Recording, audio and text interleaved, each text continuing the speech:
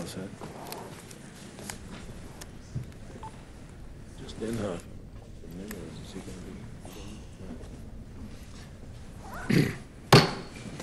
The hearing will come to order. Thank you all very much for being here with us today. Secretary Clinton, Secretary Panetta, and General Dempsey, welcome. We're particularly privileged to have you here today, and we thank you for joining us.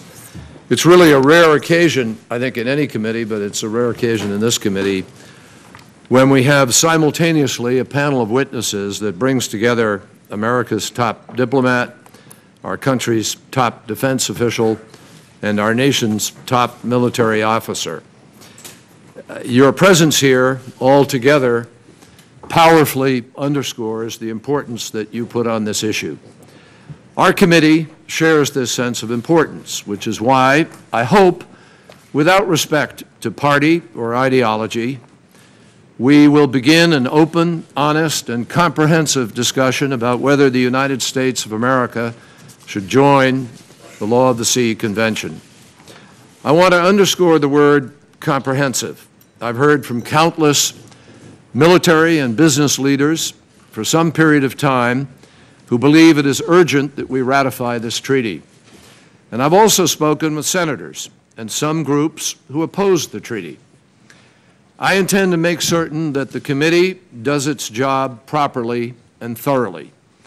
We will hear from all sides, and we will ask all the questions as we begin the process of educational hearings on this issue, the first since 2007. The Senate has seen a fair number of new members elected since then from both sides of the aisle, and our committee also has new members. So I think a thorough examination of the treaty is especially timely and relevant. Some of us have had the opportunity in the past to evaluate this treaty and even to vote on it in this committee. I am personally deeply supportive of it, and I believe it is now more urgent than ever that we ratify it, because to remain outside of it is fundamentally directly counter to the best interests of our country. I am convinced beyond any doubt that joining the other 160 nations that are party to the treaty will protect America's economic interests and our strategic security interests. And I believe the evaluation we make over these next weeks will document that beyond any doubt.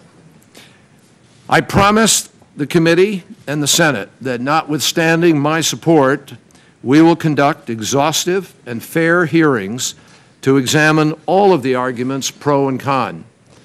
Now, some may ask, why now? Why consider a treaty that's been untouched by the Senate for the last 5 years and been hanging around for more than 25? Well, I think the real question is why we wouldn't have this discussion now, when today we have the worst of all worlds. We've effectively lived by the terms of the treaty for 30 years, but as a non-party, we're on the outside looking in. We live by the rules, but we don't shape the rules. It couldn't be more clear. Without joining the Law of the Sea, we are deprived of critical benefits and protections under the treaty. A few quick examples. Ratifying the treaty will lock in the favorable navigational rights that our military and shipping interests depend on every single day. It will strengthen our hand against China and others who stake out claims in the Pacific, the Arctic, or elsewhere. It will give our oil and gas companies the certainty that they need to make crucial investments to secure our energy future. It will put our telecommunications companies on an equal footing with their foreign competitors, and it will help secure access to rare earth minerals, which we need for weapon systems, computers, cell phones, and the like. It will also address issues of military effectiveness. As our national security focus shifts towards the Asia-Pacific region, it's more important than ever that we are part of this treaty.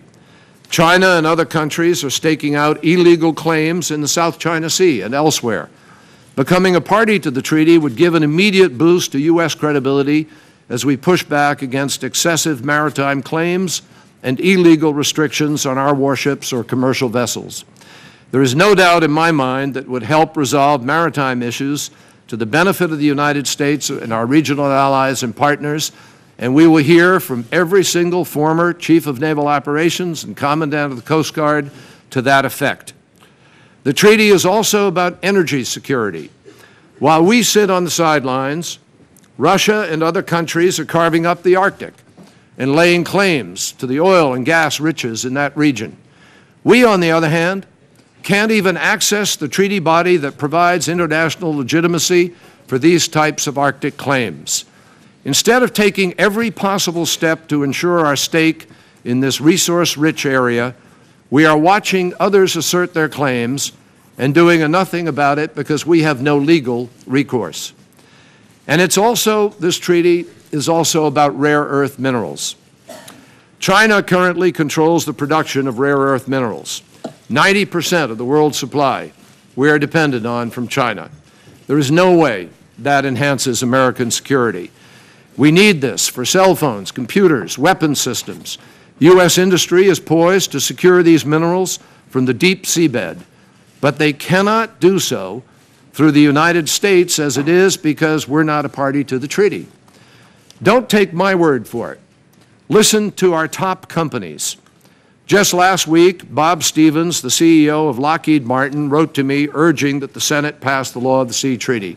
I want to just take a minute to read from his letter. He said, "The multi-billion-dollar investments needed to establish an ocean-based resource development business must be predicated upon clear legal rights established and protected under the treaty-based framework of the Law of the Sea Convention, including the International Seabed Authority. Other international players recognize this same reality and are acting upon it. Countries, including China and Russia, are moving forward aggressively within the treaty framework, and several of these countries currently hold exploration licenses from the International Seabed Authority. Unfortunately, without ratifying the convention, the United States cannot sponsor claims with or shape the deep seabed rules of the ISA. Yet that is the critical path forward if the United States intends to expand and ensure access for both U.S. commercial and government interests to new sources of strategic mineral resources."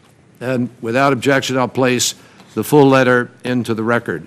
I also would just point out quickly that today there's a full-page ad in the Wall Street Journal placed by the U.S. Chamber of Commerce. The U.S. Chamber of Commerce states 3 reasons, the first of which is pure economics, jobs. The United States economy depends on the passage of this. So whether it's rare earth minerals, the Arctic, or illegal maritime claims, China is moving the ball over the goal line while we are sitting on the sidelines. To oppose this treaty is actually to enable China and Russia to continue to utilize the treaty to their benefit and to our disadvantage. How does that make sense for American economic or strategic security? And the treaty is also about telecommunications. The treaty provides a legal framework to lay and protect submarine cables. I don't need to tell most people about how critical the Internet is to our economy and national security.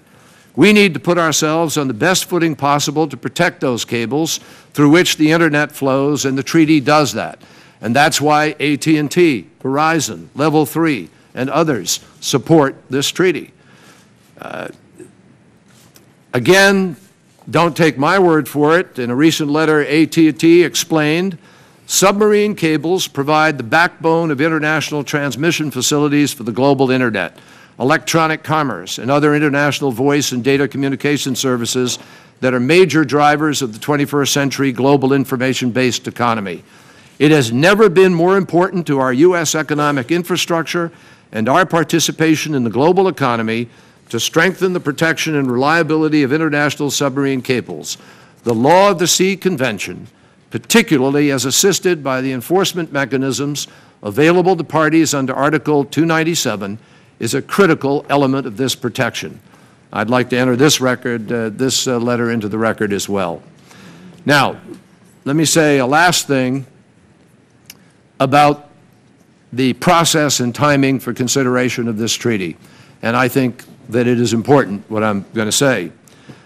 Obviously, this is a presidential election year, and it is one that has already proven difficult, if not at times toxic. I do not want this treaty to become a victim to that race or to the politics of the moment. A number of colleagues on and off the committee have been very candid and suggested that they would be more comfortable if we can avoid pushing this deliberative process into the middle of an election. I would like to see this treaty stay out of the hurly-burly of presidential politics. So heeding that advice and preferring that we encourage the kind of evaluative and educational process which does justice to this committee and justice to the United States Senate ratification process, I announce today that I do not currently intend to bring the treaty to a vote before the November elections. We will have extensive hearings. We will do our due diligence. We will prepare for a vote, but unless somehow the dynamic were to shift or change, we will wait until the passions of the election have subsided before we vote. My hope and expectation is that everyone will exhaust all avenues of inquiry and carefully consider the arguments on both sides. The contentious political season will now give us a chance to do what this committee has historically done best, which is not to politicize, but to spend serious, thoughtful time deliberating and debating all of the questions of substance. I'm pleased to see that the Internet is already beginning to buzz with some discussion of this, but I will say up front, there's a lot of misinformation and there's a certain amount of mythology. So I look forward to the process of clearing up that misinformation and the mythology. As my friend Senator Moynihan used to say, our friend, then Senator Clinton and Senator Warner, who's here, a famous phrase, everyone is entitled to his own opinion, but not to his own facts. There are facts with respect to this treaty, and I look forward to this committee establishing what they are. Ultimately, this issue needs to be decided by the members of the committee, asking tough questions of the witnesses, and not by the outside groups. So I'm pleased that we're going to have an opportunity over the next several weeks, maybe next couple of months, to hear from multiple witnesses, and we begin today with our top national security leaders. They will be followed by military commanders, including those who are in charge of our operations, by top business leaders, the Chamber of Commerce, others, by treaty experts, and by opponents. Once again, I simply ask that everybody work hard to find out what is factual and what the realities are with respect to how this works. And so, with that, I would like to welcome today's distinguished witnesses. As Secretary of State, Hillary Clinton has worked tirelessly to advance our security and economic interests abroad, and I think everyone agrees has done a tremendous job of doing so. Secretary of Defense Leon Panetta has served with great distinction across 4 decades in government. He's earned broad respect from Democrats and Republicans for his pragmatic and thoughtful approach to national security. And General Martin Dempsey, the Chairman of the Joint Chiefs of Staff, has done a tremendous job in his stewardship of our military during a time of extraordinary challenge and transition. Senator Lugar. Mr. Chairman, I join you in welcoming Secretary Clinton, Secretary Panetta, and General Dempsey. We're very pleased and honored that you've joined us today. 9 years ago, the Foreign Relations Committee began consideration of the Law of the Sea Convention. It was designated by President George W. Bush as one of the 5 urgent treaties deserving ratification. The Foreign Relations Committee took up all 5 of those treaties during the 108th Congress, and all but the Law of the Sea eventually gained the advice and consent of the Senate. Our committee held 2 public hearings and 4 briefings to examine the Law of the Sea Convention. 6 Bush administration cabinet departments participated in the interagency group that helped to write the resolution of advice and consent which accompanied the treaty at that time. In the private sector, every major ocean industry, including shipping, fishing, oil and natural gas, drilling contractors, shipbuilders, telecommunication companies that use underwater cables, supported U.S. accession to the Law of the Sea and lobbied in favor of it. During the more than 4 months of consideration of this treaty, the committee received only one negative communication related to the treaty, and that was from a private individual. None of the 19 members of the committee requested additional witnesses or hearings, and the resolution of ratification passed on February 25, 2004, without a dissenting vote. Now, despite the unanimous vote in the Foreign Relations Committee, Senator Bill Frist, then Majority Leader, declined to bring the convention up in the Senate. So in 2012, we tried again, and the committee undertook an even lengthier process, resulting in a 17-4 vote to refer the convention to the full Senate. By that time, Senator Harry Reid had become Majority Leader, and he too declined to bring Law of the Sea before the full Senate. In 2009 and 2010, though discussions occurred on the Law of the Sea within the Obama administration, passing the convention was apparently not accorded a high priority. There was no concerted effort on the part of the administration to move Law of the Sea as there had been under the Bush administration. The Obama administration's 2009 treaty priority list indicated no special emphasis on passing Law of the Sea, listing it among a general group of 17 treaties on which action was supported. To my knowledge, the only official mention of Law of the Sea by the President during his first 2 years was one line in his executive order covering ocean policy, which was issued on July 19, 2010. Clearly, however, now, the enthusiasm for Law of the Sea has increased within the administration during this Congress. The presence of the distinguished panel before us today surely underscores this. The substantial case for Law of the Sea is even stronger today than it was in 2004, when I brought it up as chairman of the committee at that time. Every year that goes by without the United States joining the convention results in deepening our country's submission to ocean laws and practices determined by foreign governments without United States input. Our Navy and our ocean industries operate every day in a maritime environment that is increasingly dominated by foreign decision-making. In almost any other context, the Senate would be outraged at subjecting Americans to foreign controls without United States input. What many observers fail to understand about Law of the Sea is that the convention already forms the basis of maritime law regardless of whether the United States is a party or not. International decisions related to resource exploitation, navigation rights, and other matters will be made in the context of the convention whether we join or not. Because of this, there is virtual unanimity in favor of this treaty among people who actually deal with oceans on a daily basis and invest their money in job-creating activities on the oceans. By not joining the treaty, we are abetting Russian ambitions in the Arctic. We are making the job of our Navy more difficult despite the long-standing and nearly unanimous pleas of Navy leaders that the United States participation in Law of the Sea will help them maintain navigational rights more effectively and with less risk to the men and women they command.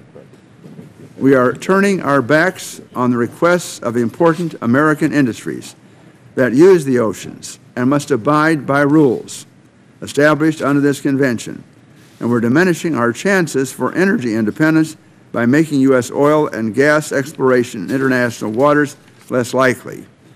And we will not even be able to participate in the amendment process to the treaty, which is far more likely to impose new requirements on our Navy and ocean industries if the United States is absent. We will feel these costs most keenly in the Arctic, which is why successive Alaskan governors and senators of both parties have supported this treaty. In 2007, Mr. Paul Kelly, testifying on behalf of the oil and gas industry, underscored how much we have to lose in the Arctic by remaining outside the treaty. He noted that under the Law of the Sea, the United States would have the opportunity to expand its economic sovereignty over more than 291,000 square miles of extended continental shelf. Much of this is in the Arctic, which holds 1/4 of the world's undiscovered oil and natural gas, according to the U.S. Geological Survey. Mr. Kelly said, and I quote, "By some estimates, in the years ahead, we could see a historic dividing up of many millions of square kilometers of offshore territory with management rights to all its living and non-living marine resources. How much longer can the United States afford to be a laggard in joining this process?" End of quote. Suggestions that somehow our maritime interests can be asserted solely through robust naval power are not relevant to the real world. The overwhelming majority of ocean disputes do not involve enemies or issues that warrant military action. As Admiral Patrick Walsh testified at our first hearing in 2007, and I quote again, "Many of the partners that we have in the global war on terror, who have put life, limb, and national treasure on the line, are some of the same ones where we have disagreements on what they view as their economic zone or their environmental laws. It does not seem to me to be wise now to conduct freedom of navigation operations against those very partners that we are in our headquarters trying to pursue a more difficult challenge ahead of us, a global war on terror," end of quote. Even a mythical 1,000-ship United States Navy could not patrol every strait, protect every economic interest, or assert every navigational right. Attempting to do so would be prohibitively expensive and destructively confrontational. The decision before this committee now is whether the Senate should continue to consign the United States to a position of self-imposed weakness in our ability to influence ocean affairs, despite the fact that no other nation has a greater interest in navigational freedoms, a larger exclusive economic zone, or a more advanced technological capacity to exploit ocean resources. The Senate should enthusiastically affirm the leadership of the United States in this vital area of international relations by giving advice and consent to the Law of the Sea Convention. I thank you, Mr. Chairman. Thank you very much, Senator Lugar. I appreciate that very much. Madam Secretary, if you'd lead off, Secretary Panetta second, and General Dempsey, if you'd back clean up. Thank you. Thank you very much, Mr. Chairman, Senator Lugar. After both of your opening comments, I think you've made the case both eloquently and persuasively for anyone who is willing to look at the facts. I am well aware that this treaty does have determined opposition, limited, but nevertheless quite vociferous, and it's unfortunate because it's opposition based in ideology and mythology, not in facts, evidence, or the consequences of our continuing failure to accede to the treaty. So I think you'll hear from both Secretary Panetta and General Dempsey, as well as myself, further statements and information that really reinforces the very strong points that both of you have made. We believe that it is imperative to act now. No country is better served by this convention than the United States. As the world's foremost maritime power, we benefit from the Convention's favorable freedom of navigation provisions. As the countries with the world's second longest coastline, we benefit from its provisions on offshore natural resources. As a country with an exceptionally large area of seafloor, we benefit from the ability to extend our continental shelf and the oil and gas rights on that shelf. As a global trading power, we benefit from the mobility that the Convention accords to all commercial ships. And as the only country under this treaty that was given a permanent seat on the group that will make decisions about deep seabed mining, we will be in a unique position to promote our interests. Now, the many benefits of this convention have attracted a wide-ranging coalition of supporters. Obviously, as we heard from both Senator Kerry and Senator Lugar, Republican and Democratic presidents have supported U.S. accession. Military leaders who see the benefits for our national security American businesses, including strongly the U.S. Chamber of Commerce, see the economic benefits. It has the support of every affected industry, including shipping, fisheries, telecommunications, and energy, environmental groups as well. We have a coalition of environmental, conservation, business, industry, and security groups, all in support of this convention. And I would ask that my longer written statement, along with the letters that I have received in support of the treaty, be entered into the record. Without objection.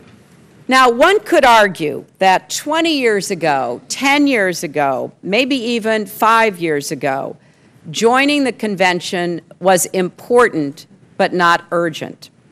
That is no longer the case today. 4 new developments make our participation a matter of utmost security and economic urgency. First, for years, American oil and gas companies were not technologically ready to take advantage of the convention's provisions regarding the extended U.S. continental shelf. Now they are. The convention allows countries to claim sovereignty over their continental shelf far out into the ocean, beyond 200 nautical miles from shore. The relevant area for the United States is probably more than 1.5 times the size of Texas. In fact, we believe it could be considerably larger. U.S. oil and gas companies are now ready, willing, and able to explore this area. But they have made it clear to us that they need the maximum level of international legal certainty before they will or could make the substantial investments, and we believe create many jobs in doing so, needed to extract these far offshore resources. If we were a party to the convention, we would gain international recognition of our sovereign rights, including by using the convention's procedures, and therefore be able to give our oil and gas companies this legal certainty. Staying outside the convention, we simply cannot. The second development concerns deep seabed mining, which takes place in that part of the ocean floor that is beyond any country's jurisdiction. Now, for years, technological challenges meant that deep seabed mining was only theoretical. Today's advances make it very real. But it's also very expensive. And before any company will explore a mine site, it will naturally insist on having a secure title to the site and the minerals that it will recover. The convention offers the only effective mechanism for gaining this title, but only a party to the convention can use this mechanism on behalf of its companies. So as long as the United States is outside the convention, our companies are left with 2 bad choices. Either take their deep-sea mining business to another country or give up on the idea. Meanwhile, as you heard from Senator Kerry and Senator Lugar, China, Russia, and many other countries are already securing their licenses under the convention to begin mining for valuable metals and rare earth elements. And as you know, rare earth elements are essential for manufacturing high-tech products like cell phones and flat-screen televisions. They are currently in tight supply and produced almost exclusively by China. So while we are challenging China's export restrictions on these critical materials, we also need American companies to develop other sources. But as it stands today, they will only do that if they have the secure rights that can only be provided under this convention. If we expect to be able to manage our own energy future and our need for rare earth minerals, we must be a party to the Law of the Sea Convention. The third development that is now urgent is the emerging opportunities in the Arctic.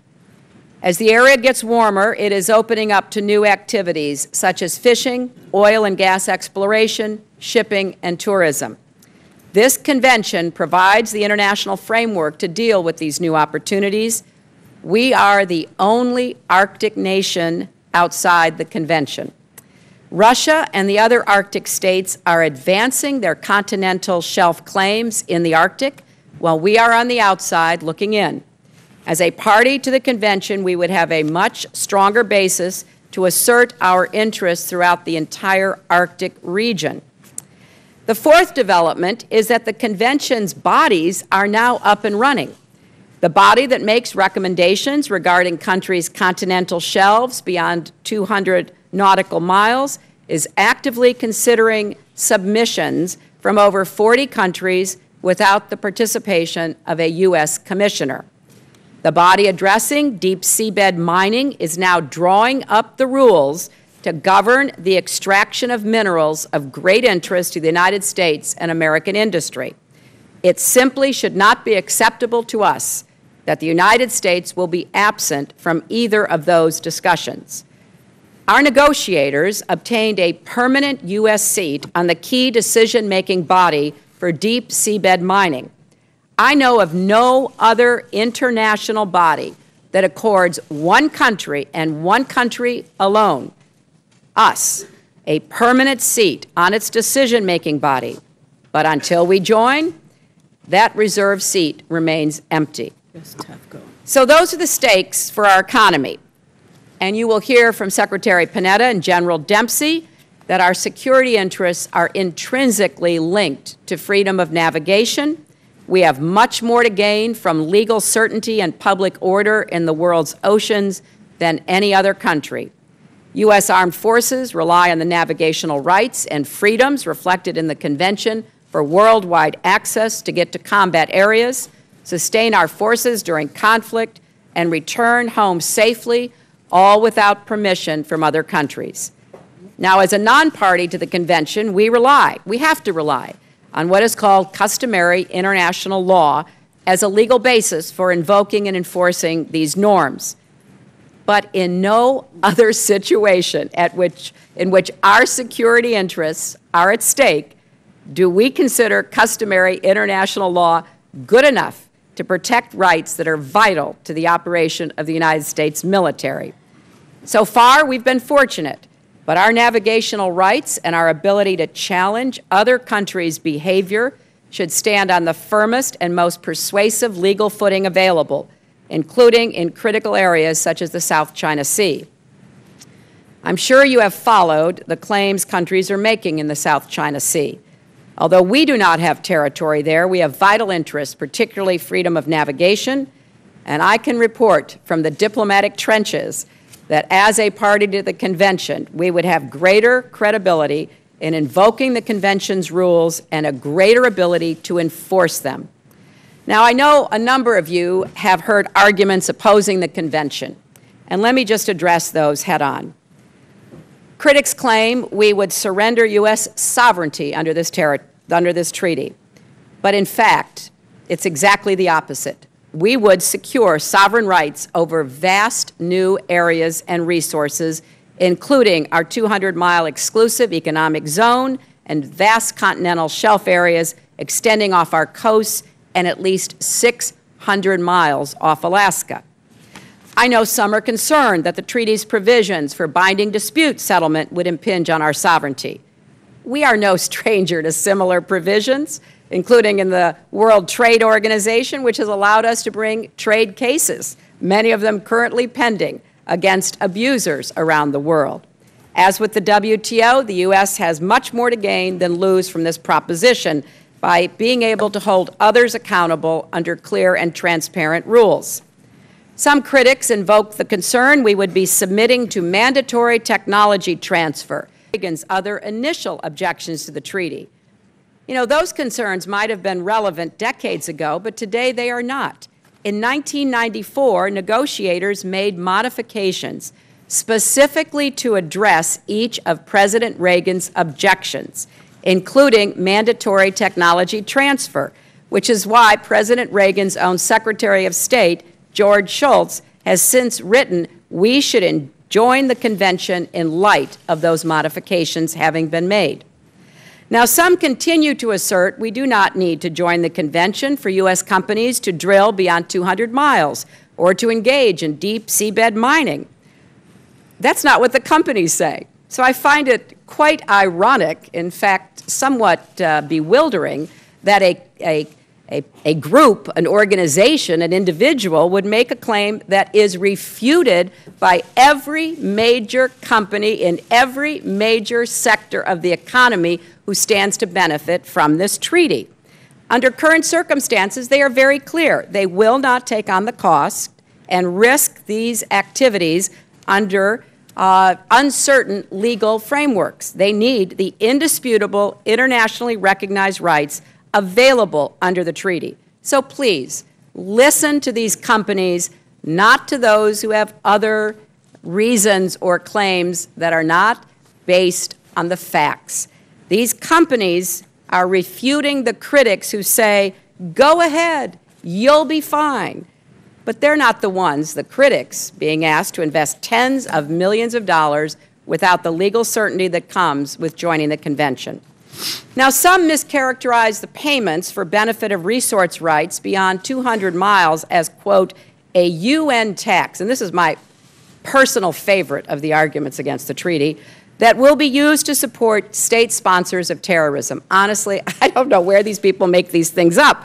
But anyway, the convention does not contain or authorize any such taxes. Any royalty fee does not go to the United Nations. It goes into a fund for distribution to parties of the convention, and we, were we actually in the convention, would have a permanent veto power over how the funds are distributed. And we could prevent them from going anywhere we did not want them to go. I just want to underscore this is simple arithmetic. If we don't join the convention, our companies will miss out on opportunities to explore vast areas of continental shelf and deep seabed. If we do join the convention, we unlock economic opportunities worth potentially hundreds of billions of dollars for a small percentage royalty a few years down the line. I've also heard we should not join this convention because, quote, it's a UN treaty. And of course that means the black helicopters are on their way.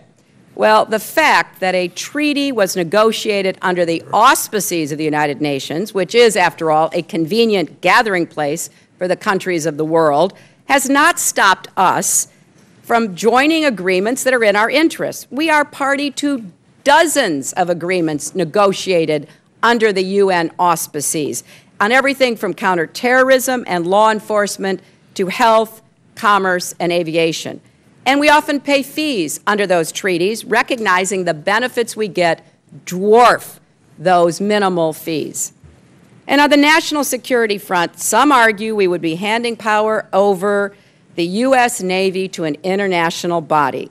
Patently untrue, obviously absolutely contrary to any history or law governing our Navy. None of us would be sitting here if there were even a chance that you could make the most absurd argument that could possibly lead to that conclusion.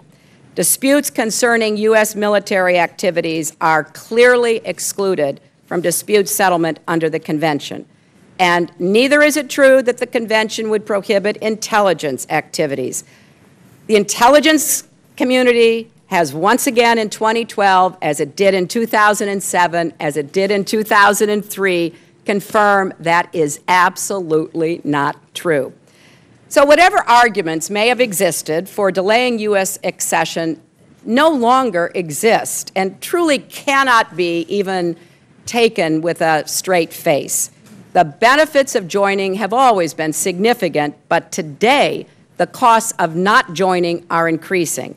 So much is at stake, and I therefore urge the committee to listen to the experts, listen to our businesses, listen to the Chamber of Commerce, listen to our military, and please give advice and consent to this treaty before the end of this year. Thank you, Mr. Chairman.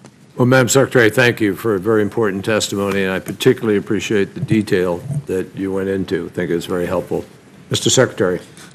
Chairman Kerry, Senator Lugar, distinguished members, I want to thank you for the opportunity to appear here as the first Secretary of Defense to testify in support of the United States accession to the Law of the Sea Convention.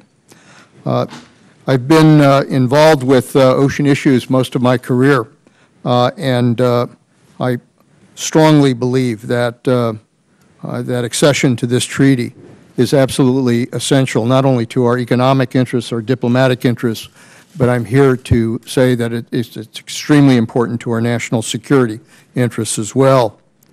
I join a lot of the military voices of the past and present that have spoken so strongly in support of this treaty. The fundamental point is clear. If the United States is to assert its historical role as a global maritime power, and we have, without question, the strongest Navy in the world, but if we're going to continue to assert our role as a maritime power, it's essential that we accede to this important convention. Being here with Secretary Clinton, Chairman Dempsey, their presence alone is a testament to the conviction of our diplomatic and military leadership that this convention is absolutely essential to strengthening our position in the world. Let me outline some of the critical arguments with regards to U.S. national security and why it's time to move forward with this issue. First of all, as has been pointed out, as the world's strongest preeminent maritime power, we are a country that has one of the longest coastlines and one of the largest extended continental shelves in the world.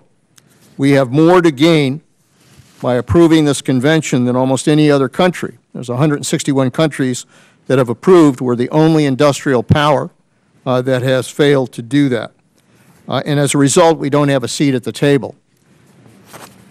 If we are sitting at this international table of nations, we can defend our interests, we can defend our claims, we can lead the discussion in trying to influence treaty bodies that develop and interpret the law of the sea. We are not there. And as a result, they're the ones that are developing the interpretation of this very important treaty. In that way, we would ensure that our rights are not whittled away by the excessive claims and erroneous interpretations of others. It would give us the power and authority to support and promote the peaceful resolution of disputes within a rules-based order. Second, we would secure our navigational freedoms and global access for military and commercial ships, aircraft, and undersea fiber optic cables. Treaty law remains the firmest legal foundation upon which to base our global presence, as the Secretary has pointed out. And it's true on, above, and below the seas. By joining the convention, we would help lock in rules that are favorable to our freedom of navigation and our global mobility. Third, accession would help secure a truly massive increase in our country's resource and economic jurisdiction, not only to 200 nautical miles off our coasts, but to a broad extended continental shelf beyond that zone, adding almost another third to our nation in terms of jurisdiction. Fourth, accession would ensure our ability to reap the benefits, again, as the Secretary has pointed out, of the opening of the Arctic. Joining the convention would maximize international recognition and acceptance of our substantial extended continental shelf claims in the Arctic. And as again pointed out, we're the only Arctic nation that is not a party to this convention. More importantly, from our navigation and military point of view, accession would secure our freedom of navigation, our freedom of overflight rights throughout the Arctic, and it would strengthen the freedom of navigation arguments with respect to the Northern Sea Route and the Northwest Passage. And finally, let me say that we at the Defense Department have gone through an effort to develop a defense strategy for the future. A defense strategy not only for now, but into the future as well. And it emphasizes the strategically vital arc that extends from the Western Pacific and Eastern Asia into the Indian Ocean region and South Asia onto the Middle East. By not acceding, we undercut our credibility in a number of focused multilateral venues that involve that arc I just defined. We're pushing, for example, for a rules-based order in the region and the peaceful resolution of maritime and territorial disputes in the South China Sea, in the Straits of Hormuz, and elsewhere. How can we argue? How can we argue that other nations must abide by international rules when we haven't joined the very treaty that codifies those rules? We would also help strengthen worldwide transit passage rights under international law, and we would further isolate Iran as one of the few remaining non-parties to the convention. These are the key reasons from a national security point of view for accession, reasons that are critical to our sovereignty, critical to our national security. Again, as the Secretary pointed out, I understand the arguments that have been made on the other side, but at the same time, I don't understand the logic of those arguments.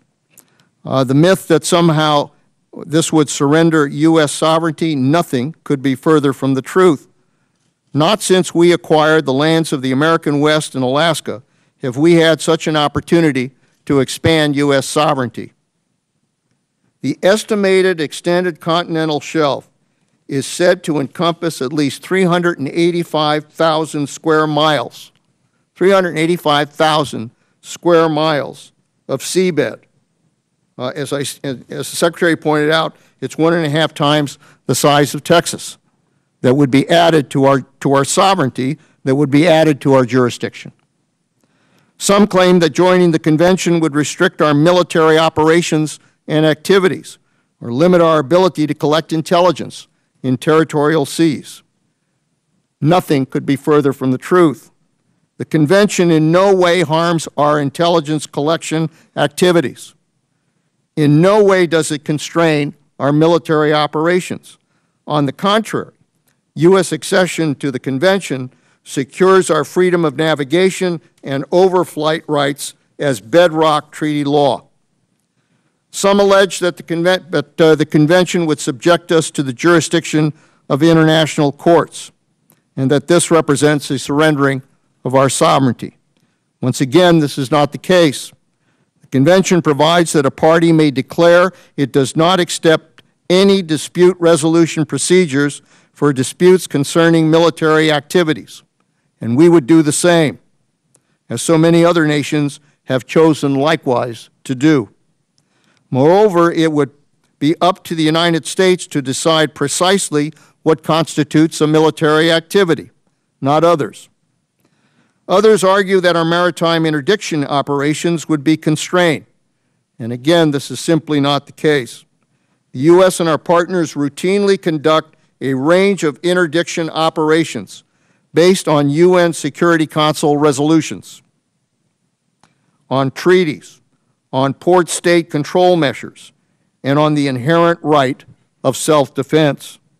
The U.S. would be able to continue conducting the full range of maritime interdiction operations. In short, the Law of the Sea Convention provides a stable, recognized legal regime that we need in order to conduct our global operations today and in the future. Frankly, I don't think this is a close call. The Law of the Sea Convention is supported, as pointed out, by major U.S. industries, by the Chamber of Commerce, by our energy, oil, shipbuilding, shipping, and communications companies, by our fishing interests, and by environmental organizations, along with past and present Republican and Democratic administrations, strong bipartisan majorities of this committee, and the entire national security leadership. By finally acceding to the convention, we help make our nation more secure and more prosperous for generations to come. America is the strongest power in the world. We have the strongest Navy. And make no mistake, we have the ability to defend our interests anytime, anywhere. But we are strong precisely because we play by the rules. Because we play by the rules. For too long, the United States has failed to act on this treaty. For too long, we have undermined our moral and diplomatic authority to fight for our rights and our maritime interests. And for too long, we have allowed our inability to act to impair our national security. For that reason, the time is now for the Senate to do what others have failed to do, join the Law of the Sea Convention, and help us remain the strongest maritime power in the world. Thank you. Mr. Secretary, thank you. Again, also very important testimony, and we appreciate it very much and respect the fact you are the first Secretary of Defense to testify in favor of this treaty. General Dempsey. Thank you, Mr. Chairman, Senator Lugar, and other distinguished members of the committee. I join Secretary Clinton and Secretary Panetta in offering my support for the Law of the Sea Convention. My voice joins past and present senior defense leaders to include our Joint Chiefs of Staff. It echoes every chairman of the Joint Chiefs of Staff since the convention was sent to the Senate in 1994. This support has been so consistent because of what the convention does for our armed forces and for our national security. Joining the convention would strengthen our ability to apply sea power. It codifies the navigational rights and freedoms necessary to project and sustain our military force. These include the right of transit through international straits, the right to exercise high seas freedoms in foreign exclusive economic zones, and the right of innocent passage through foreign territorial seas. And it reinforces the sovereign immunity of our warships as they conduct operations. By contrast, we currently rely on customary international law and assert it through our physical presence. This plays into the hands of foreign states that seek to bend customary international law to restrict movement on the oceans. And it puts our warships and aircraft on point to constantly challenge claims. We can defend our interests, and we will do that with military force if necessary. But the force of arms does not have to be and should not be our only national security instrument. Joining the convention would provide us another way to stave off conflict with less risk of escalation. The convention also offers us an opportunity to exercise global leadership. Over 160 nations are party to it, as you've heard, including every permanent member of the UN Security Council and every Arctic nation. Our absence separates us from our partners and allies. It limits our ability to build coalitions and work cooperatively to solve these pressing security problems that face us.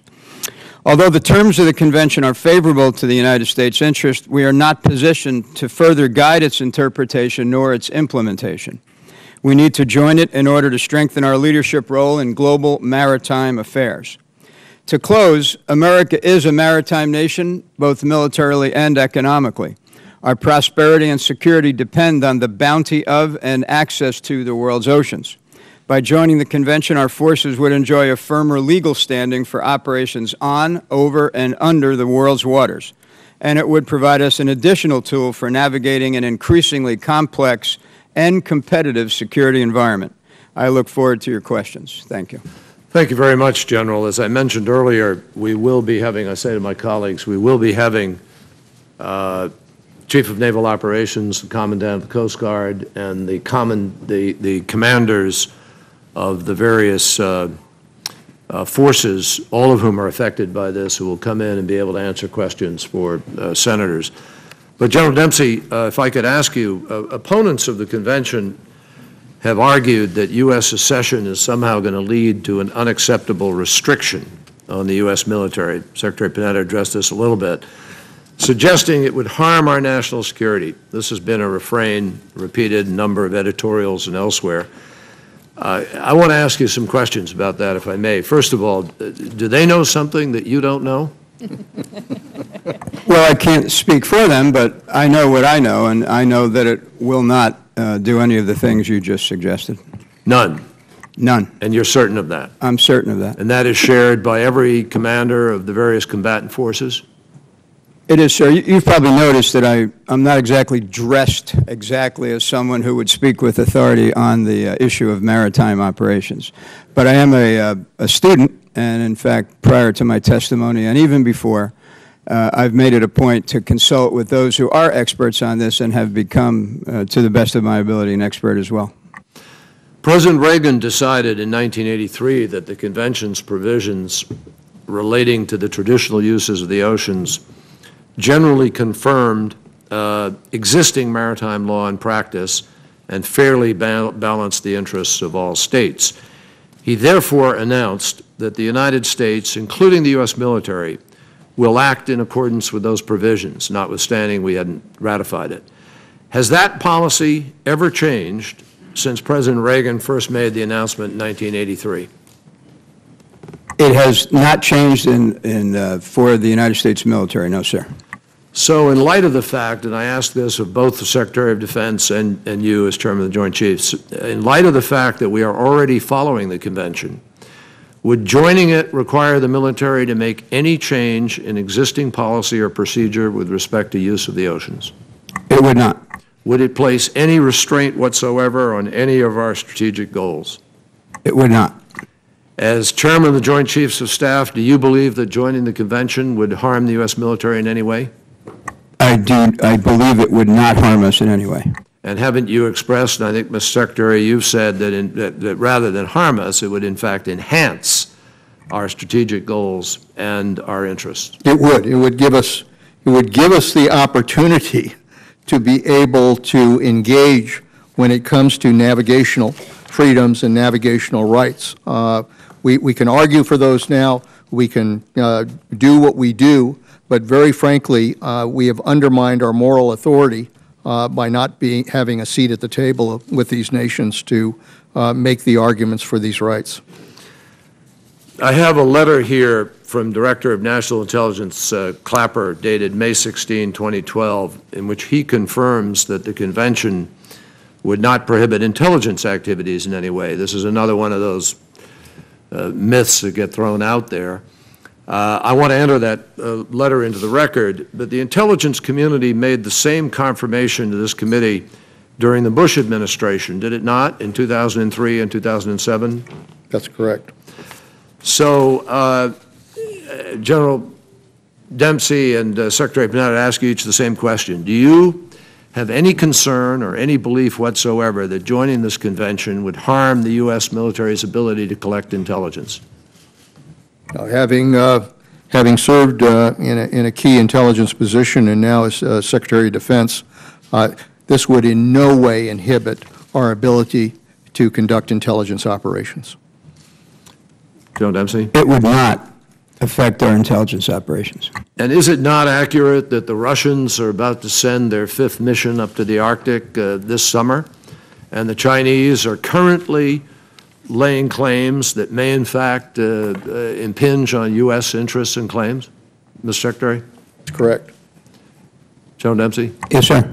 And our ability to effect that is in fact enhanced by joining the treaty, is it not? As I said, sir, acceding to the convention would allow us to have another instrument with which to engage any nation that would potentially threaten our interests. Now, Mr. Secretary Panetta, we've heard arguments also that the military doesn't need the treaty because customary international law gives us the rights we'll need. You addressed this to some degree. The whole issue of I guess codifying a preference for gunboat diplomacy by not embracing this treaty. Can you speak, General Dempsey, and Mr. Secretary, since you are the direct line commanders for sending people into conflict, how you react to the notion that we should just leave aside a legal regimen and rely on the fact that we have the strongest Navy and our military force? Well, look, first and foremost, there's no question that we have the strongest Navy in the world. But if we're going to engage in gunboat diplomacy everywhere we go in order to assert our rights, then the end result of that is going to be conflict and it could very well jeopardize our national security if we resort to that as our primary means of asserting our rights. Sending the destroyers in, sending the carriers in order to do that. The better approach is to have those carriers, have those destroyers, make very clear the power we have, but then sit down and engage these other countries in a rules-based format that allows us to make the kinds of arguments that we have to make when we engage with 160 other nations as to navigational rights. I mean, that's the way we do it. We are strong because we play by the rules, not because we go against those rules. And is it, Madam Secretary, isn't it a fact, I mean, I've certainly run into this in discussions with people, and I think you and I have discussed it, I think you have too, that the lack of our presence in the treaty is in fact thrown at us by various countries today. And they almost needle us about our inability to assert our rights. Can you speak to the sort of, and I partly put that in this context. Some opponents of the convention say we don't need it in order to get the legal certainty on the extended continental shelf. We can just get it by a series of bilateral agreements like Mexico and Russia and so forth. Could you speak to that? Well, first, we have not been able to realize all the potential benefits because we are not a party to the treaty. We cannot fully secure our sovereign rights to the vast resources of our continental shelf beyond 200 nautical miles. We cannot sponsor U.S. companies to mine the deep seabed for valuable metals and rare earth elements. We cannot count on what's called customary international law, that it won't change or it won't be subject to either being ignored or undermined over time, that we cannot control because we're not taking our seat at the table. We only get future stability and what the legal framework is if we are a party to the convention. And many of the provisions enshrined in the convention are very favorable to us. And, finally, to your point directly, Chairman Kerry, we do find, and I certainly personally find, that when I am, for example, working on claims to the South China Sea that affect our treaty allies, like the Philippines or Japan or others, the fact that we are not a party really undermines our position. And I would bet that there are many in the world who hope we never are a party. And they can go on and, plot the way forward, set the rules, enforce them as they choose, putting us further and further at a disadvantage. Thank you very much, Senator Lugar. Thank you, Mr. Chairman. Each of you have been covering the ground that I'm about to cover again. But let me just say that again and again during testimony in 2004, 2007, we had the thought that the opposition was not being heard, not being understood. So let me introduce some of the opposition today so that we have the benefit of, for instance, on the editorial page or B4 of the Washington Times of Tuesday, May 22nd, 2012, Frank Gaffney writes about the situation. He says, if on the other hand, the members of the U.S. Senate trouble themselves to study, or at least to read the text of the Law of the Sea Treaty, they would immediately see it for what it really is, a diplomatic dinosaur, a throwback to a bygone era when UN negotiations were dominated by communists of the Soviet Union and their fellow travelers in the Third World. These adversaries' agenda was transparent and wholly inimical to American equities. They sought to establish control over 70% of the world's surface, create an international governing institution that would serve as a model for bringing national states such as ours to heel, and redistribute the planet's wealth and technology from the developed world to themselves. Lost codifies such arrangements and would subject us to mandatory dispute resolution and to enforce them via stacked deck adjudication panels. Now, it suggests even then senators will not read the treaty, nor perhaps other national leaders. So it suggests that Dick Morris and his wife Eileen have just published an important book that addresses, among other outrages, lost as a prime example of the title, Screwed, how foreign countries are ripping off America and philandering our economy, and how our leaders help them do it, so forth. Now, over on the next page, Ed Foner writes, without Lost, we're told we will not be able to develop the hydrocarbon resources underneath the continental shelf. Sounds pretty dire at a time of fluctuating prices for gasoline and other forms of fuel. Fortunately, it's not true. Under international law and long-standing U.S. policy, we already have access to these areas. Presidents dating back to Harry Truman have issued proclamations, and Congress has passed laws establishing America's maritime laws and boundaries, and no one has challenged them. Now, as you pointed out, we do have a Navy, and perhaps opponents of the treaty would say, why get involved in all of this nonsense? Send the fleet out, shoot it up. If in fact you've got a problem, what's this Navy for? Now, I tried to mention this briefly in my comments that even at 1,000 ship level, we cannot cover all of the disputes of the world. In other words, even if you're asserting sovereignty, we don't care for these people, communists who have in fact negotiated all this for 70 years and so forth. And we have the Navy.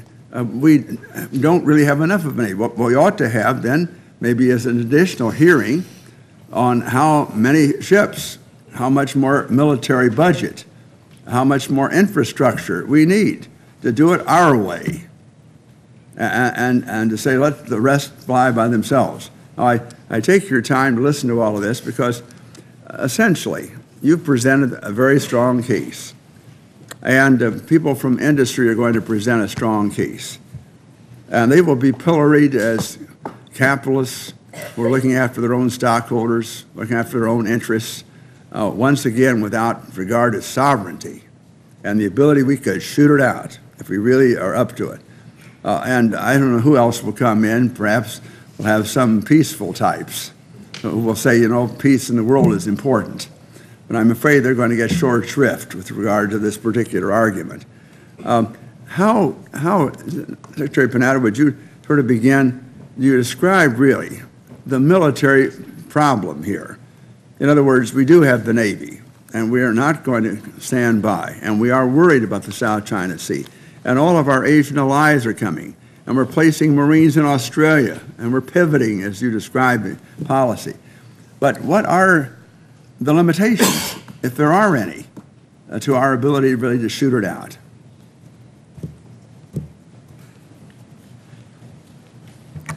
Well, Senator Lugar, again, I think it is a question of looking at the facts that we're dealing with. The fact is that we are dealing with a world in which there are a myriad of threats that we confront now. This is, we're not just dealing with the Soviet Union.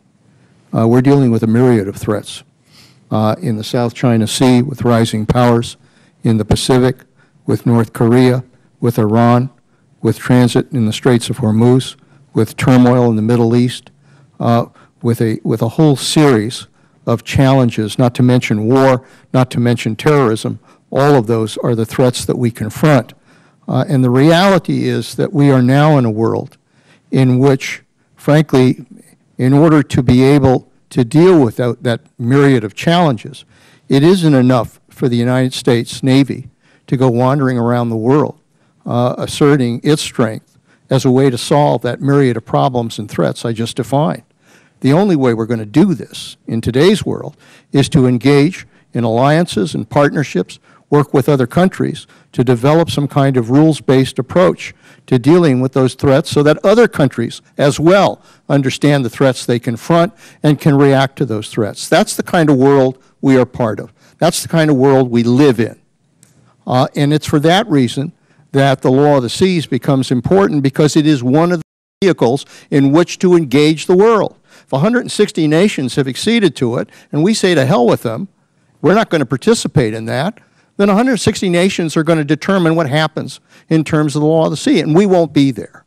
So that's the reason, from a national security point of view, from a very practical point of view, from the point of view of what's in the best interest of the United States, that we have to accede to this convention, so that we are part of a rules-based international order. We say that every time we argue with Iran, every time we argue with North Korea, we argue on the basis that they're not abiding by international rules. They're not abiding by the international standards that we've established. And here we are trying to make the same argument with regards to navigation, and we aren't even a member of the convention. That's the reason we need to accede to this convention. Thank you. Let me just say, since there are a few seconds left on Senator Lugar, that neither President Truman's proclamation nor any act of Congress has ever deviated the outer edge of the extended continental shelf of the United States. And currently, other countries can prohibit the United States from coming into to ECS. We can't, because we're not a party to the treaty. So the only way to protect that outside of this is to accede to the treaty. And finally, no company is going to put millions of dollars in the effort to go out and do the mining or do the drilling if they don't have the legal certainty protection of the treaty. So there are further reasons in answer to Mr. Fulner. But we'll have Mr. Fulner in here, and we'll have others who oppose it have a chance to explore this. Senator Menendez. Well, thank you, Mr. Chairman, and thank you for beginning this series of hearings, which I think are incredibly important. A couple of years ago, I chaired the beginning of one of these on your behalf, and I think it is even more important today than it was then. And I appreciate all of our distinguished witnesses and their service to our country. General Dempsey, when you took an oath as the Chairman of the Joint Chiefs of Staff, and when you took an oath to the service that you originally joined in, from which you come, you took an oath to protect the United States of America. Is that not correct? I did, sir. And is there anything in this treaty that you believe undermines the oath that you took both in your service as well as the Chairman of the Joint Chiefs of Staff? There is not. So you believe that the treaty clearly continues to provide your ability, and on behalf of all of those of the different services who serve this country, to protect and defend the United States of America, doesn't undermine any of those abilities? It protects our ability to do what we need to do for this country. Thank you very much. Mr. Secretary Panetta, do you have any concerns that this treaty would impinge on either the rights of the Secretary of Defense to protect the air, sea, or land territory of the United States, or conversely, would the treaty impact the ability of the Department of Defense or the service branches to navigate or engage in freedom of navigation operations? No, it would not. It would enhance our ability to be able to navigate, because we would be able to be at the table to protect our interests and protect our claims. In fact, doesn't this treaty, if we were to ratify it, give us the wherewithal to extend our reach to a third more than the territory that we have beyond the 200 miles exclusive zone, economic zone? Is that a correct statement? That's absolutely correct. In recent months, as I'm sure many of you know, I have been following Iran with a laser-like focus. In recent months, we've heard Iran threaten to close the Strait of Hormuz in response to U.S. and European Union sanctions. Beyond our own ability to respond in the national interest and security of the United States, which the administration made very clear at that time when that threat took place, my understanding of the treaty is that such an action by Iran would violate the treaty because of the treaty's guarantee of the right of innocent passage, even in a nation's territorial waters, and even for U.S. military vessels, I should say. Is that a correct statement? That is a correct statement. The other thing that I focus a great deal on in our subcommittee role is proliferation of narcotics trafficking. and certainly my concern about proliferation of weapons of mass destruction. What benefits would the U.S. derive from joining the treaty with respect to countering and interdicting narcotics and the proliferation of weapons of mass destruction to and from states and non-state actors of proliferation concerns such as Iran and Syria? For example, would joining the treaty advance interdiction efforts under the Proliferation Security Initiative, such as providing a basis for taking action against vessels suspected of engaging in proliferation activities? Right now, sir, as you know, we use customary international law to assert our right to visit. This would be documented in the Convention of the Law of the Sea and preserve the right of visit, which would help, which would enhance our use of the Proliferation Security Initiative. Do we believe that joining the treaty would help our efforts to bring countries into the Proliferation Security Initiative and further undertake our efforts in needed interdiction efforts? I believe it would, Senator. I think joining the convention would likely strengthen the PSI by attracting new cooperative partners. Now, finally, this treaty allowed us on a provisional basis to participate and influence the work of various entities such as the Commission on the Limits on the Continental Shelf and the International Seabed Authority, the body that regulates the exploration, development, exploration of international areas beyond national jurisdictions such as oil, gas, and non-living resources under the seabed and subsoil. However, because we have not ratified the treaty, we have been relegated to observer status on the Commission.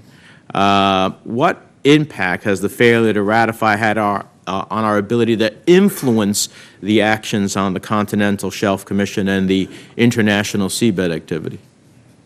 Well, Senator, first of all, there are a number of observers who actually view this convention as a huge win for the United States. In fact, it's called by some the U.S. land grab because of what it would mean for our ability to extend jurisdiction far beyond our shores. But unfortunately, our failure to accede to it limits our capacity to do so. And coming up in 2013, we believe, will be the seabed mining bodies' action on rules for mining, something that if we were exceeded by then, we would heavily influence and would certainly influence in favor of our interests and our companies. So the convention bodies that are determining the rules are proceeding without us. And we are on the sidelines and do not have the authority needed to do much more than try to, wave our arms and get attention to make points. But we would have direct influence, and we would have, as I said in my testimony, what amounts to a veto because of the consensus rules if we were actually present. So clearly, because a gift of God that allows us to have access to an Atlantic, Pacific, Arctic, and Gulf territorial waters, that this is critically in our interest and also in energy interests and private sector interests as well in terms of ratifying. Is that a fair statement? That's an absolutely fair statement. Thank you very much. And if I could just augment that by saying, Senator, that because of Guam, because of the Hawaiian Islands, because of the Aleutians, we have an extraordinary reach, which is why there's such a breadth here to what is available to us, which is unique. No other country in the world has as significant an extended zone as we do, and we're not taking advantage of that. Senator Corker. Thank you, Mr. Chairman, and thank each of you for your testimony and service to our country. And Secretary Clinton, I noticed you enjoyed your testimony more than most. I don't know if it's because January is just around the corner or not, but you seem very happy today, and I'm glad to have you here. I don't want to be. You know, I have been around here a while now, and this is sort of a Lazarus moment. This thing's been around for 30 years. We're in the middle of a pretty contentious presidential race, and we have a treaty that's coming up that both majority leaders on the Democratic side and Republican side have not wanted to bring to the floor.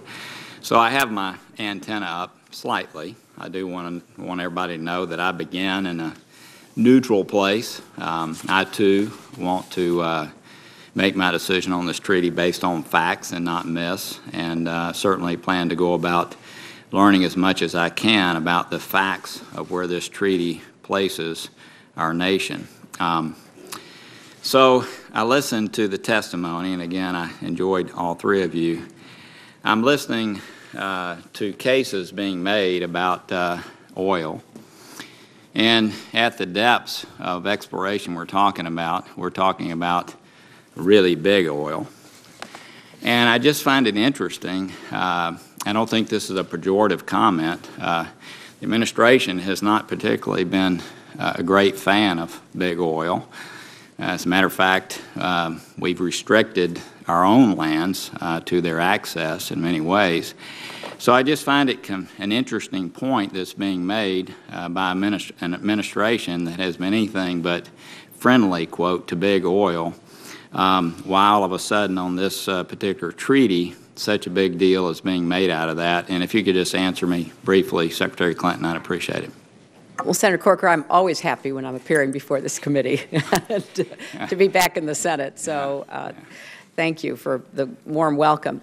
You know, I really believe that the United States has an opportunity in developing our natural resources, which we are currently doing, particularly with unconventional gas and the steps and progress that we are making in that arena, which are extremely important to our future.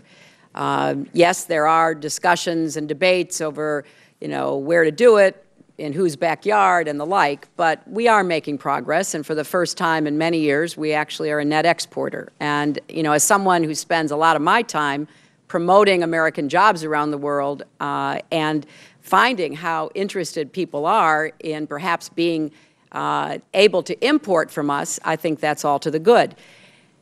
It's also important that we take advantage, that we have the opportunity to take advantage of what may be possible in the future. I don't want to close the door on anything, and that's what I fear we're doing. It's the opportunity cost of not acceding to the convention now. I am not an expert in oil and gas exploration and drilling, but what the oil and gas industry tells us is that they are now in a position to take advantage of this. And actually, our majors are among the very limited number of such companies anywhere in the world. And to shut the door on their ability to doing that, I just don't think is economically smart. So I think if you look at the whole picture, we are positioned well, and I want us to continue to be so in the future. So second point, I know the administration has tried to push legislation relating to carbon, and I know cap and trade was discussed for a while. And that obviously, you know, didn't pass muster here in the Senate, and so the EPA has taken steps to in many ways make pieces of that happen through regulation. One of the things that the treaty does do is regulate pollution in the ocean from land-based sources. And one of the things you didn't mention in the comments about some of the negativity towards the treaty is a lot of people believe, and again, I'm asking the question after reading, and I'm not saying I'm one of those, but a lot of people believe that the administration, and my antenna is up, that the administration wants to use this treaty as a way to get America into a regime relating to carbon, since it's been unsuccessful doing so domestically, and I wonder if you might respond to that. And if the treaty, in your opinion, does put us in a situation to either respond to international regimes or to be subject to lawsuits from people because of carbon that's emitted from the United States affecting the ocean bed. Senator, I know some have been concerned, and I appreciate your raising it, that somehow the convention is a backdoor Kyoto Protocol. It is our assessment, it is our legal assessment, that there is nothing in the convention that commits the United States to implement any commitments on greenhouse gases under any regime. and it contains no obligations to implement any particular climate change policies. It doesn't require adherence to any specific emission policies, and we would be glad to present for the record a legal analysis to that effect. How do we exit this treaty? Is there a way to, typically treaties have ways of exiting. And again, briefly, I want to ask one other question. How would one exit this treaty if we became a party to it? Again, I will submit it to the record, but it's my understanding that just as we accede to certain treaties, we can end our accession or our membership. There's no continuing obligation to be a member of a treaty that you freely join. Okay. And then lastly, is this treaty subject to the typical resolution of ratification that happens in the Senate when treaties are, that is correct? Yes, that is correct. There's some language that stipulates no changes, but you're saying the Senate has the ability to put stipulations upon our entrance? We always have a resolution for ratification that is prepared. I think there was one prepared in past times when it didn't get to the floor, but it was certainly part of the preparation work leading up to a potential vote. Okay.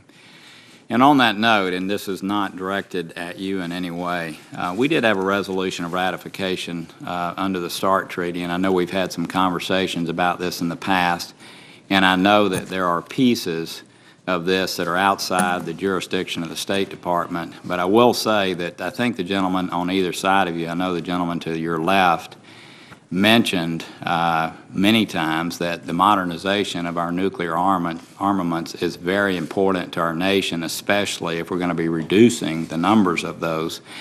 And I want to say one more time in every public setting that I can, and I know this is not the State Department, but that resolution has not been honored. And for what it's worth, it's not a really good way to build trust with folks on future treaty resolutions. So again, none of this is directed at you, but the types of modernizations at Sandia and Los Alamos and Pantex and other places have been waiting for, and military leaders and civilian military leaders have said is very important, has not occurred per the resolution of ratification. Not directed at you, but just to say that it's not the kind of thing that builds a lot of faith in those resolutions. If I could respond, Senator, because I know this is a continuing concern of yours, and for the record, I just want to state that in FY12, the administration did live up to the obligations that we agreed on by requesting $7.629 billion for NNSA weapons activities. Congress did not appropriate that full amount, instead appropriating only $7.214 billion. That did create a shortfall. So in FY 2013, we continued to honor our commitments by requesting $7.6 billion. That is $363 million, or 5% above the amount appropriated by Congress for FY 12. It's one of the very few accounts in the entire government to receive an increase of this size.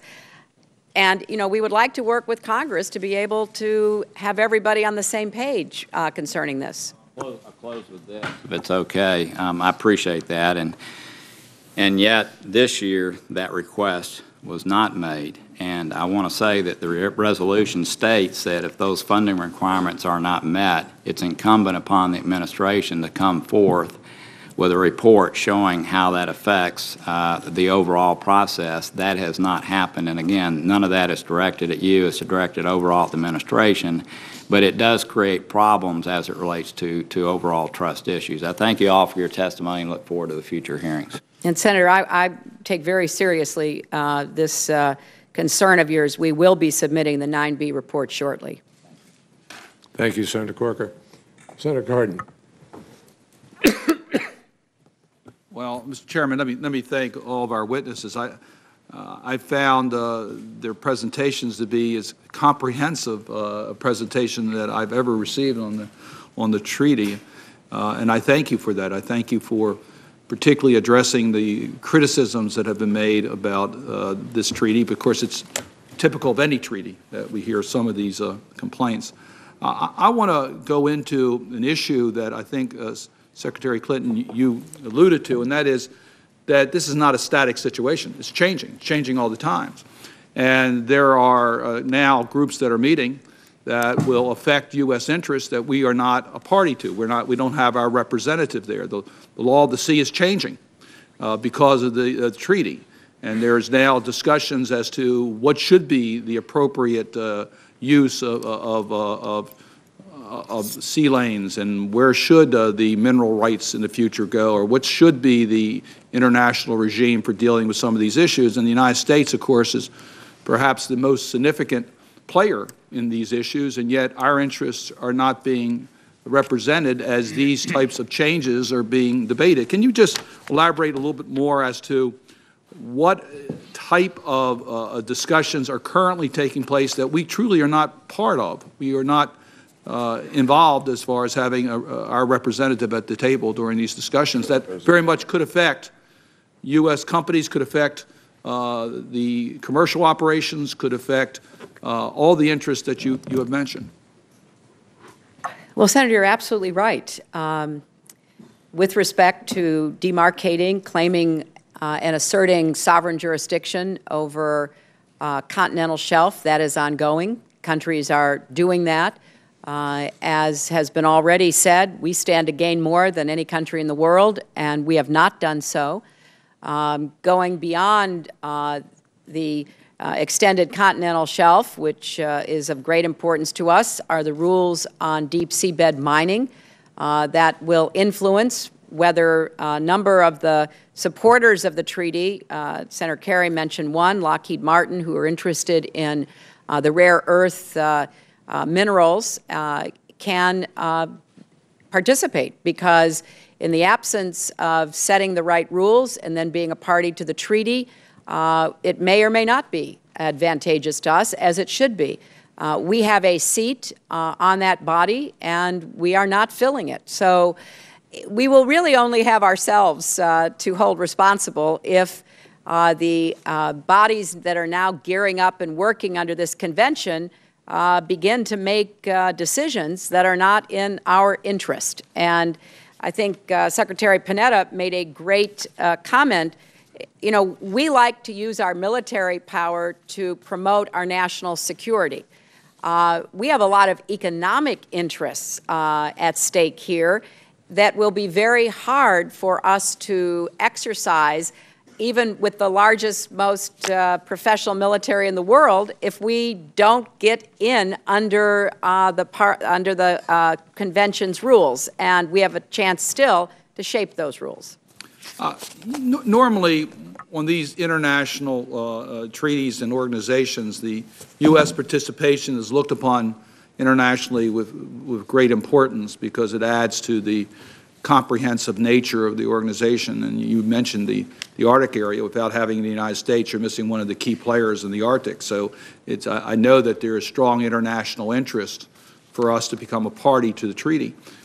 But I would expect that there is some interest in other countries that are saying, we hope you don't ratify this treaty. After all, it gives our companies a better edge on some of these issues and puts us at a stronger position on some of the economic and legal issues as it affects U.S. operations. Am I correct? Is this, I assume that there's strong international support for U.S. interests, but in some respects they may be saying, if you don't want to take advantage of it, we'll fill the void. Well, the United States was certainly among the relatively small group of nations that drove the treaty in the first place, that then led the modifications in 1994 to make sure that nothing in the treaty would be adverse to our interests. And so we have a lot at stake. We've already invested a lot in it. I think most of the world wants to see us exceed because they know that with the United States as the principal driver of a rules-based international system, our being inside helping to devise and execute those rules is in their interests as well. But I have to agree with you, Senator. that there are nations who would be perfectly happy to be in the driver's seat instead of us, and we're letting them be in the driver's seat by our failure to be party to the convention. You know, we just had the NATO summit in Chicago, and one of the issues that was raised pretty vocally by this committee is that we want our NATO partners to carry out their responsibility. The responsibility for international security should rest with all of our partners, not just principally with one country, the United States. And Secretary Panetta, it seems to me that our allies have to have some concern about the U.S. participation in this treaty as it relates to the coordination of our security issues, as it relates to the sea. That's absolutely correct. We sit down with these countries. We develop strategies. We develop plans. We develop military operations. We develop naval operations, working with them as well. And if we are not operating based on the same rules, it puts us at a disadvantage. I mean, I'm sure this is true for Secretary Clinton, but I can't tell you. I've been in meetings with both those that are considered our allies as well as those that are considered our competitors, and make the argument with regards to navigational rights, make the argument with regards to our ability to exercise rights in the open seas. And they have said in these meetings, how can you even assert that when you are not even have acceded to the law of the Seas Convention? That's been thrown right in our face. And I'm sure they would love to continue to have that argument. That's the concern.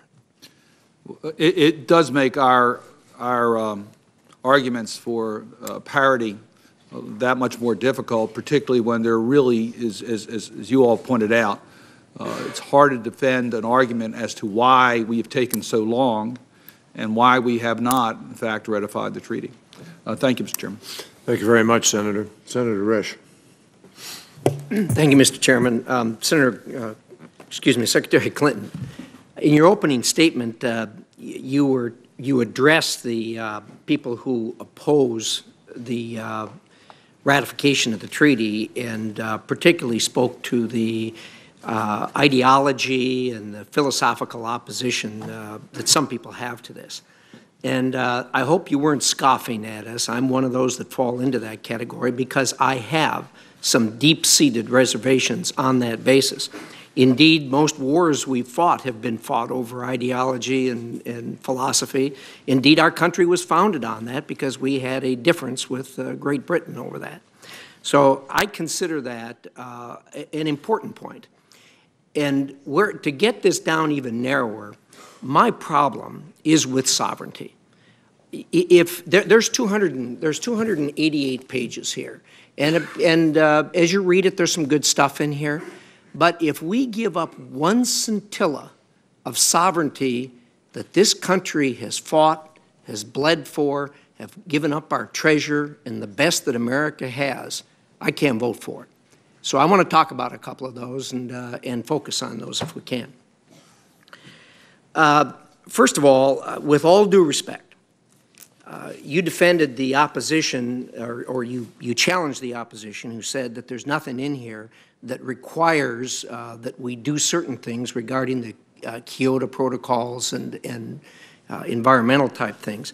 If you look at Article 222, and I'm going to quote from that article, which says that the signatories to this treaty, quote, shall adopt laws and regulations and take other measures necessary to implement applicable international rules and standards established through competent international organizations or diplomatic conference to prevent, reduce, and control pollution of the marine environment from or through the atmosphere. That's got Kyoto written all over it. And what it's got written all over it is any time the UN calls a conference or what have you, they all get together, they all sign on to it. And even though we disagree, by adopting this treaty, we have said that we will adopt it, even though we don't agree with that particular treaty. So with all due respect to the legal interpretations you say you have, and I've read thousands of pieces of legislation, this is written in plain English. And I don't know how you can argue that after this is adopted by Congress or by the Senate, if it is, how we're going to get around the fact that we have agreed that we will adopt these laws and regulations. You want to give it to me? Well, Senator, I join you in being absolutely 100% supportive and protective of American sovereignty. I have spent much of my adult life, in whatever role I have found myself in, defending and arguing on behalf of our country and our rights, and will continue to do so. But I would strongly argue that, number one, our sovereignty will be considerably enhanced by joining this treaty. And number two, with the specific question you asked, our reading of that and the information about the meaning of it goes back to the very beginning of the treaty, because we've had American negotiators at the table from the very beginning, is that there is nothing in what you read that requires any particular standards. There is nothing that requires any subject that is going to be put to dispute settlement. It calls on parties to participate in discussions, conferences, and the like concerning environmental issues that might come to impact the oceans. And, you know, for the record, I will give you a longer written response, because I really do want to put your mind at ease as much as I'm able to, because I believe so vehemently that acceding to this treaty is in America's sovereign interest, or I would not be sitting here. Thank you. And I want to see the additional explanation. I'm open-minded on it, but well, I'll tell you, this language is just so black and white and so straightforward that says America shall adopt laws and regulations that are in conformance with anything adopted by a competent international organization. Well, let's turn to another provision that I have real difficulty with. As I understand it, since 1776, we have never ceded our authority as far as taxing American people or American companies are concerned. If you read Article 82, subsection 4, it talks about, and well, start with Article 82, it talks about us taxing or us requiring a tax of these companies that operate out in the waters, mining or pumping or what have you. Section 4 says, the payments or contributions shall be made through the authority which shall distribute them to states parties to this convention on the basis of equitable sharing criteria, taking into account the interests and needs of developing states, particularly the least developed and landlocked among them.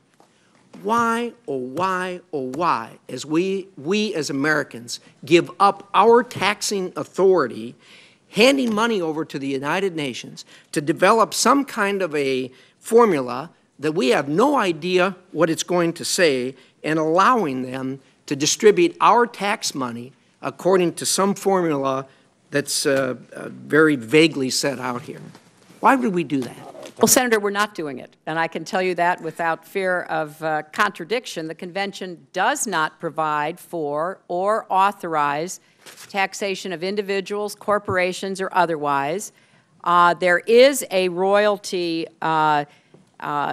arrangement that kicks in after 5 years of drilling and extraction from the ocean.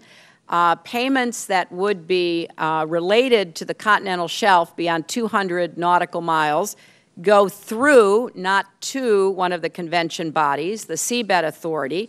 They're held there until agreement is reached on disbursement of the funds, if agreement is ever reached. The distribution formula has to be agreed to. The The United States, with its permanent seat, would have to agree to it.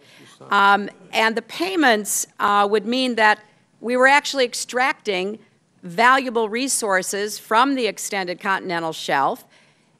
This is supported by the American oil and gas industry because it only applies to such areas beyond 200 nautical miles. And I would note, too, Senator, there is nothing unprecedented about payment being made under treaties for various benefits, because here the benefit is being absolutely legally assured of sovereign rights over a vast area of common ocean and the legal certainty that comes with that. And we already make payments to the International Telecommunications Union, for example, because it helps to regulate the use of spectrum and associated orbital slots to protect U.S. radio communications from harmful interference. So there are precedents that demonstrate why this is in our interests. Nothing is agreed to unless everybody in the convention agrees to it. Now, standing on the outside, there may be something agreed to which will later be something we don't like, but we will not have been able to veto it, which we could if we were on the inside. My time's up. Thank you, Mr. Chairman. I would just say that I find very little comfort in taking the seat, as Secretary Panetta talks about, in a group of 160 countries, most of whom don't like us, many of whom hate us, and us having one vote amongst 160. I think we're going to have a really tough time. Thank you, Mr. But but Senator, it's a consensus, which means it has to be unanimous. So our one vote counts as much as 159 other votes, and not every country will be represented on this body, but the United States will be. On this particular provision, but there's others in here that there is not. We don't have a veto throughout everything that the conference does. But the point, Senator, is that there is a veto with respect to the distribution of any money whatsoever. And I think as we go forward in this, we will have the legal experts in who will define precisely how that works. But I think you'll come to see. I look forward to that. We are protected to that. But the other thing I was going to say is the application of the section that you raised with respect to the shall apply is only with respect to if you have already signed up to an international law that applies with respect to that. So, in fact, it's not an ad hoc provision that says you've got to go out and adopt this. It's if you've already signed an international agreement, and we haven't. And obviously, that's not what it says, Mr. Chairman. I will, again, I will have a panel of experts who will come in and clearly define that, because it's very important, and we obviously want you to understand that. No question about it. And we want you to be satisfied with respect to that, and I believe you will be. But I think it's important to have that done that way. Senator Boxer is back. Thank you. Thank you. Forgive me, please. I had to go deal with the transportation bill, and that's moving ahead very well. I will tell my colleagues on both sides. Well, Mr. Chairman and Senator Lugar, thank you so much for this important hearing, and I want to say to the panel, what an honor it is to be in the same room with you all. You give every day to your country, 24/7, and we all appreciate it so much. This is a very important issue, and I thank the chairman privately because we're just late in the game with this, and we need to make up for lost time. And Senator Lugar went through the history. I well remember in 2007 when we voted 17-4 to report the convention to the full Senate, and as rightly pointed out, it wasn't taken up because there were threats of filibusters and everything else.